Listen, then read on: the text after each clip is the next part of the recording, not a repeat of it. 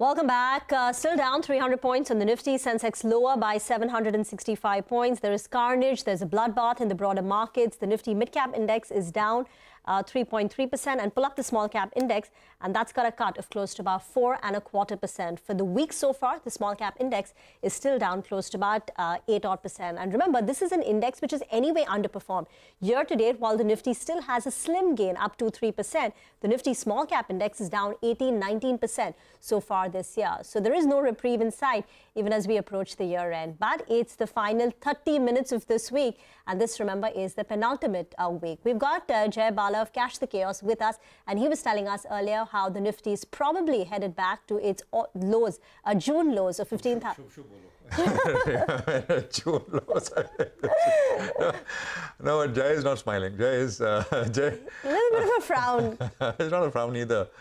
He's a pragmatist. Jay, but this very near-term bounce is 200, 300 points. It's possible. You don't want to trade that, do you? You want to stay with the bigger trend, which is down according to you.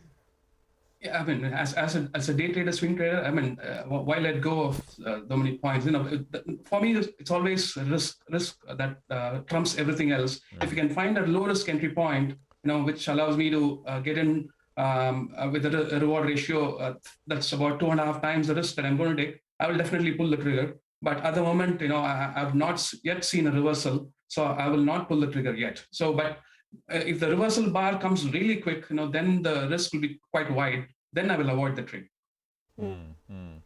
What about Prakash? Anything else? You know, you began by saying that maybe a few more days of few more down days, and then maybe things stabilize a little bit. Is that your kind of near-term view? So, you know, Prashant, what's happening is the ferocity of the fall is what's spooking the market. I mean, and people who have positions in some of these constituents of the broader markets would probably would rather panic early if they had to panic. You know, so because liquidity becomes an issue. If you don't have buying on the other side, it becomes extremely difficult to do it at a low impact cost. So my sense is the first 2-3 days of this panic has actually explained to people or made it very clear that some of these small caps, mid caps would probably be in for a very rough drubbing if things go bad. And that's what people are doing in terms of lightening their position. So my sense is once that happens, you'll probably see that going off.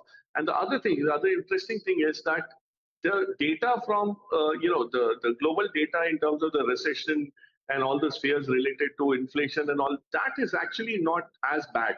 So if any positive trigger comes through on that front, or maybe from the Russia-Ukraine conflict, you could probably see a very clear bounce back. But you know, we're not talking about a technical bounce back, but we're talking about probably value buying coming into some of these names. So, you know, beaten down sectors, beaten down names, that's what you need to look at. All right, Prakash, thanks a lot for that. In fact, on that note, we'll thank both Prakash as well as Jay Bala for joining in and giving us their views on the market. And gentlemen, of course, we will see you, you know, we'll try to see you before the New Year's, but we won't see you before Christmas. Wish you guys a very Merry Christmas as well. Thank you. Thank you. Let's also welcome Anshul Sehgal, who is the Executive Vice President at Kotak Portfolio Management Services. Anshul, thanks a lot for joining in. Season's greetings. This Christmas is actually more red than green for the stock market, at least this week. You know, you've been making the point that we managed to hold on to